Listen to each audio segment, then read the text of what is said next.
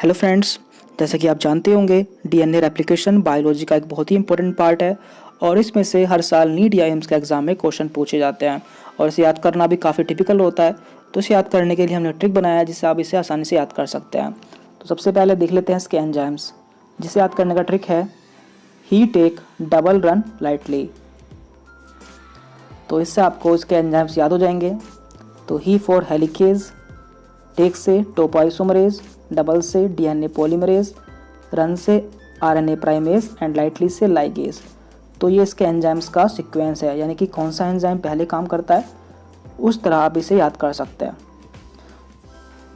तो सबसे पहले इसमें एंजाइम वर्क करता है हेलिकेज, जो कि सेपरेट डीएनए और अनवाइंडिंग, यानी कि हेलिकेज डीएनए के डबल हेलिक्स स्ट्रक्चर को सेपरेट करता है और ये डीएनए के हाइड्रोजन बॉन्ड को ब्रेक करता है। इसके बाद एक वाई शेप स्ट्रक्चर का फॉर्मेशन होता है जिसे कि हम फोर्क कहते हैं। एंड इसके बाद topoisomerase prevents strand to coiling, यानी कि टोपोइसोमरेज स्ट्रैंड को कॉइलिंग होने से रोकता है। एंड एक इम्पोर्टेंट पॉइंट है, in prokaryotic cell DNA gyrase use institute of topoisomerase, यानी कि ये काम प्रोकैरियोटिक सेल में डीएनए गायरेज करता है। इसके बाद आता है डीएनए पॉलीमरेज। तो DNA polymerase binds to leading point, यानी कि ये लीडिंग पॉइंट पे बाइंड होता है and DNA synthesis in 5 to 3 direction with the help of DNA poly third, यानी कि ये लीडिंग एंड्स पर बाइंड होकर डीएनए सिंथेसिस करता है 5 to 3 डायरेक्शन में, जिसमें कि DNA poly third enzyme work करता है। इसके बाद आता है आरएनए प्राइमेज। तो ये भी लीडिंग एंड से बाइंड होता है और synthesis DNA with the help of DNA polymerase. And last में आता है लाइगेज।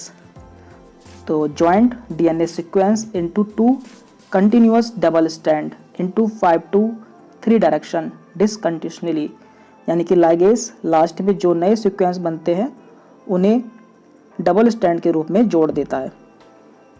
तो ये थे सारे स्टेप्स डीएनए रेप्लिकेशन के। तो इसमें कुछ इंपॉर्टेंट पॉइंट्स भी हैं, जैसे कि आफ्टर सेपरेशन, यानी कि जो हेलिकेज जो सेपरेशन करता है उसके बाद one strand is oriented in the 3 to 5 direction leading strand, one strand is oriented in the 5 to 3 direction lagging strand, यानी कि सेपरेशन के बाद एक स्ट्रैंड 3 to 5 डायरेक्शन में ओरिएंटेड हो जाता है जिसे कि लीडिंग स्ट्रैंड कहते हैं, एंड दूसरा स्ट्रैंड 5 to 3 डायरेक्शन में ओरिएंटेड हो जाता है जिसे कि लैगिंग स्ट्रैंड कहते हैं। And chunks of DNA called Okazaki fragments are then added to the lagging strand in the 5 to 3 direction.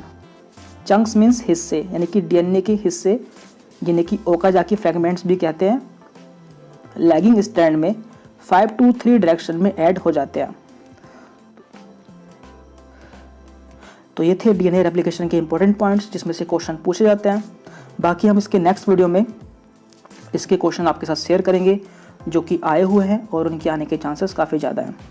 तो अगर आपको वीडियो अच्छी लगी तो लाइक करें, और यदि आपको इसके रिगार्डिंग कोई कन्फ्यूज़न है या कोई डाउट है तो कमेंट करके पूछ सकते हैं। Thank you very much.